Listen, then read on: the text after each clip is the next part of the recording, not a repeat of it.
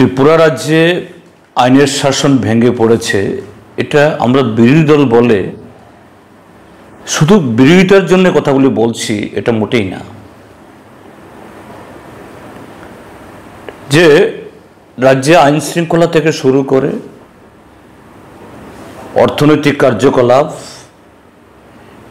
শিক্ষা, সংস্কৃতি, অর্থাৎ সব মিলিয়ে রাজ্যের মানুষ যাতে তার গণতান্ত্রিক অধিকার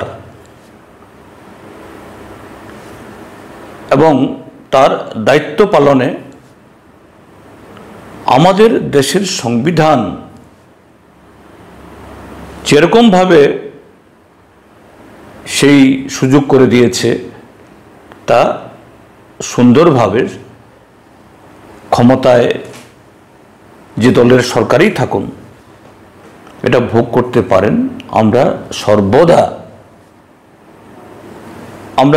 তা চাই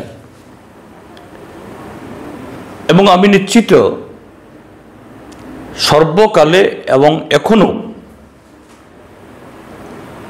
রাজ্যের সংখ্যাগরিষ্ঠ মানুষ, শুধু আমরা বিরোধী দলের লোক আমরাই চাই তা বলছি না, শাসক দলের সমর্থক তাদের মধ্যেও সংখ্যাগরিষ্ঠ, নিরঙ্কুশ সংখ্যাগরিষ্ঠ, তারা শান্তি, সম্প্রীতি, উন্নয়ন এবং একটা সাবলীল বাতাবরণ যাতে বিরাজ করে তার পক্ষে, এ সম্পর্কে আমাদের কোনো সন্দেহ নাই।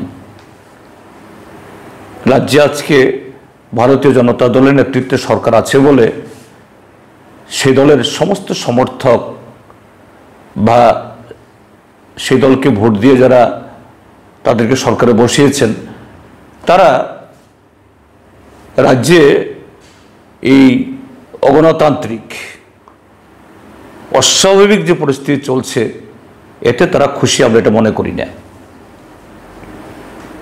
কিন্তু রাজ্যের যে এই আইন শৃঙ্খলার পরিস্থিতি, শুধু গতকালের একদিনের দুটো ঘটনা দিয়েই আমি বোঝাতে চাই।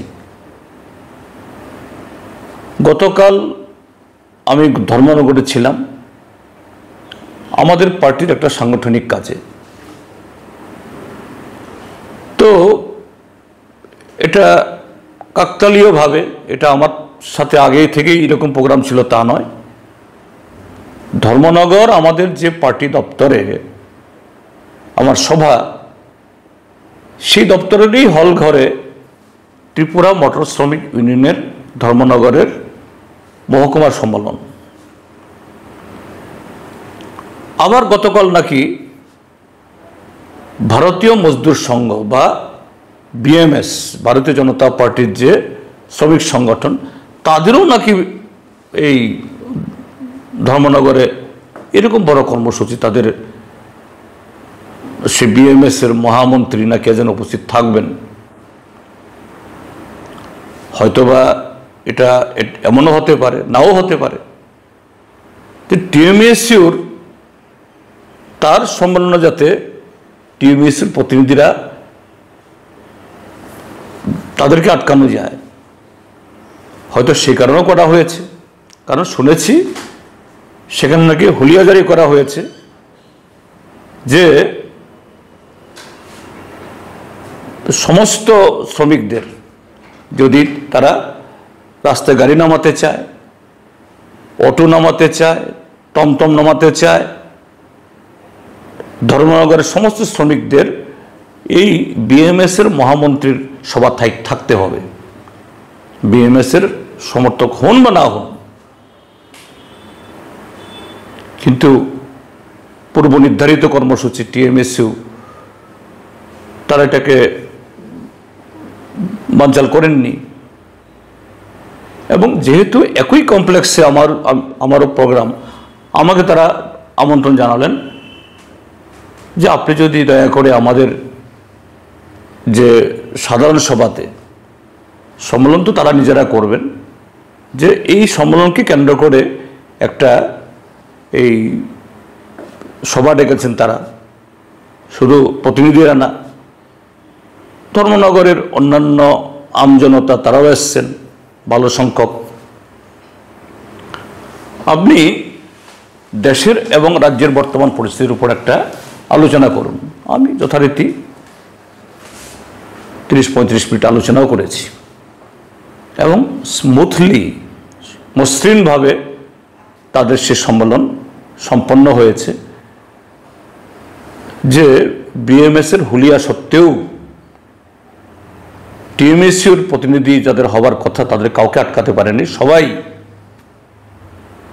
বলা যেতে পারে একটা চ্যালেঞ্জ নিয়ে তারা সম্মেলনে এসেছেন, সম্মেলন করে গেছেন শান্তিপূর্ণভাবে, কোনো ধরনের অন্যথা কিছু হয়নি।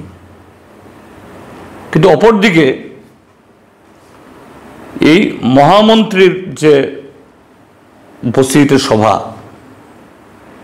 আজকে পত্রপত্রিকাতে উঠেছে যে বিএমএসের দুটা গোষ্ঠীর মধ্যে সশস্ত্র লড়াই, প্রায় প্রাণে মেরে ফেলার মতো উপক্রম।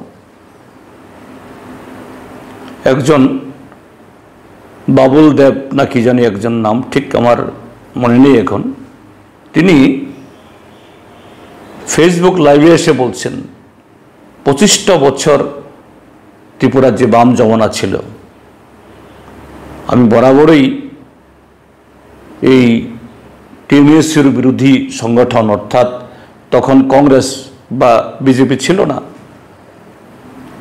বাম বিরোধী সরকার বিরোধী সংগঠন করেছি। কোনো দিন আমার উপর হামলা হয়নি। আমার